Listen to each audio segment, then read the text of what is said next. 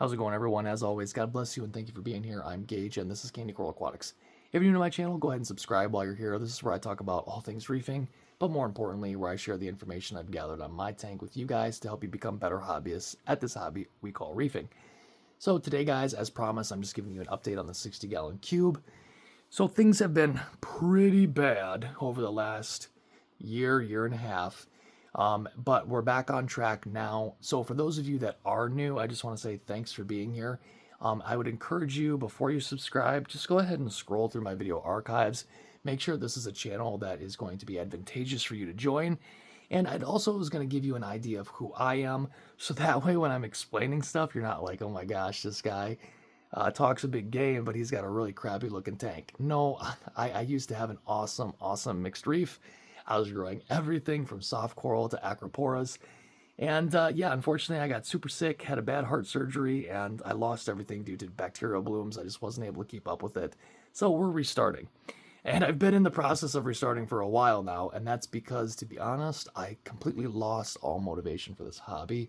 The tank just kind of sat for a long time. But, I'm happy to say that I've got that mojo back, and we're actually, within this next week, we're going to be adding some more stuff to the tank that I'm pretty excited about. And of course, I'll update you guys as we do that. So as far as where I am now, things are significantly better and significantly cleaner. For the last 8 or 9 months, I've run no filtration whatever on this tank. It was only about 4 days ago that I started running filtration again. And you can see that I have very little to no algae. I still have a little bit of diatoms in the sand bed that I'm still trying to work through. I'm about 70% of where I would like to be. So I definitely have some work left to do. So let's go ahead and go over stock that's in the tank. And then let's talk about what I am doing to get the tank back on track. So stock, I have one lyre-tail anthea. I have one algae-eating blenny. I have a blue tuxedo sea urchin, which you can see in the bottom of the sand bed. I have 10 hermit crabs, a sand-sifting conch, a handful of snails, one cleaner shrimp, which is just a baby. He's only about that big right now. He's hiding in the rockwork. And I think that that's it. I don't think I left anybody out. So 2 fish and some cleanup crew, as well as a cleanup shrimp, and that is all that I have in this tank. I had extreme outbreaks of, green hair algae, but again, that's because I was running no filtration whatsoever, and I was not doing water changes. I was only doing water top-offs and checking the salinity just to make sure that that portion of it was okay, so that way the livestock could stay alive, and that was it. Over the last, I don't want to say it's only been here in about four days, I added a new means of filtration, which I like canister filters. And if you're new or you've never seen a canister filter run on a saltwater tank, don't believe the lies. There's a lot of people out there that say, oh, don't run a canister filter, it'll crash your tank. That's not true. Canister filters are just as effective as sumps. The only difference is being, one's self-contained, one is not. But the maintenance is the same. If you're not doing your filter changes, if you're not cleaning your sump out, you're not cleaning out your canister filter and doing your filter changes, both of them are going to cause problems, and both of them are going to cause nutrient spikes as well as a potential tank crash. So no matter what kind of filtration you're using, the husbandry is the same. You got to be cleaning it, got to be replacing media, got to be replacing filters, all of that. Otherwise, you're not going to be successful. The filtration that I was running when I was growing all my coral in this tank was a canister filter. And if you hop on YouTube and you search canister filters on reef tanks, you'll actually see plenty of people that are growing awesome reef tanks with a canister filter. So it definitely can be done, and it's pretty easy to do. The canister filter that I'm using is a CF400 UV by Aquatop.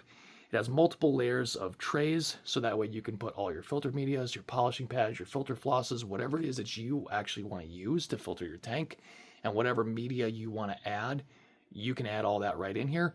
But what I like about this unit is it has a built-in UV sterilizer. For those of you that are not super sure about UV, what UV does is essentially it just kind of sterilizes your water column, right? So it helps to prevent, and it will also neutralize and reverse bacterial blooms.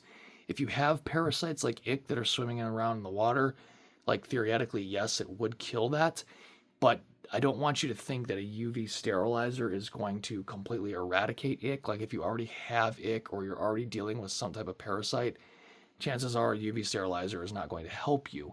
A UV sterilizer, like pretty much everything else we do, is preventative equipment, and it's not really designed to get rid of a problem, unless it's a bacteria bloom.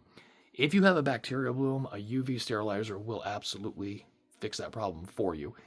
Might be anecdotal, but it does seem to work. I've seen and heard stories where people have run UV sterilizers during bacteria blooms, and it has eradicated the bacterial bloom. So it's just one extra layer of protection for your tank. So this is where we're at right now. Over the next week, we'll be adding some more stuff to the tank, which I'm pretty excited about. So of course, I will be updating you guys.